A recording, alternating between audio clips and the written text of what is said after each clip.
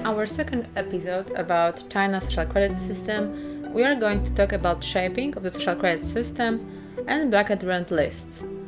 Since the establishment of the People's Republic of China in 1949, under Mao Zedong's leadership, mechanisms and structure of conduct were created, which later became the basis for the functioning of the social credit system. Chinese people's values were completely changed with the introduction of the new political system.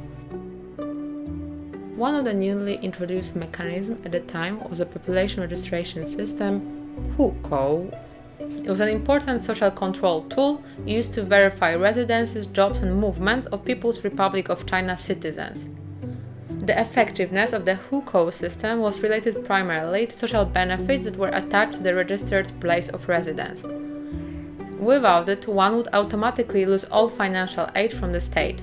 Only later reforms of Deng Xiaoping in the 1980s allowed millions of people to leave the countryside and emigrate to the cities. Another introduced mechanism was the Dan'an file, which contained all relevant information about the citizens, as well as their opinions and comments towards the party. So far, the Dan'an system is still functioning, but with the advancement of technology, it has been transferred to the electronic version and has become a part of the social credit system database. Blacklists. Currently, China has a number of national and regional blacklists based on various types of violations. It is expected that over time, the system of blacklists will be fully integrated with the social credit score.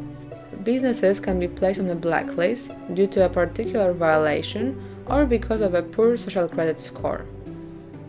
A government notice released in 2016 encourages businesses to consult the blacklist before they hire someone or assign them a contract. It has already been reported that blacklisted people are being banned from using public transport. For instance, 26.82 million air tickets, as well as 5.96 million high-speed rail tickets, have been denied to people who are deemed untrustworthy. On top of that, some personal information about blacklisted people is deliberately made accessible to the society and is displayed online, as well as at the various public venues, such as movie theaters and buses. Some cities have also banned children of untrustworthy residents from attending private schools and even universities. Redlists.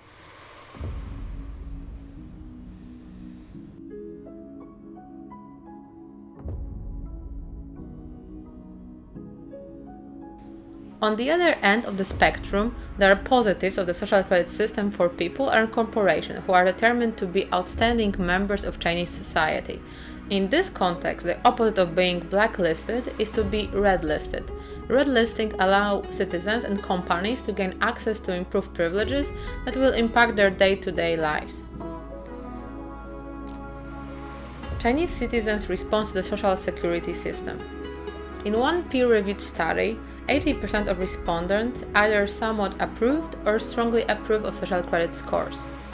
Just 1% of participants reported either strong or some degree of disapproval of the system. While not all studies have shown such a high level of support for the system within China, all show a broad degree of support. For example, let's take a look at the following study. It is important to note that this survey only represents Chinese internet users that participated in the survey and is not necessarily a representation of how the country feels as a whole. I think being ranked is a good thing. A society has to have rules. It forces us to be well behaved. It may seem scary, but it's just like that here. We're used to it, and anyway, we don't have a choice. In the next third episode, we are going to talk about potential and real-life consequences and effects of implementing the social credit system, as well as the foreign perspective on the matter. Stay tuned.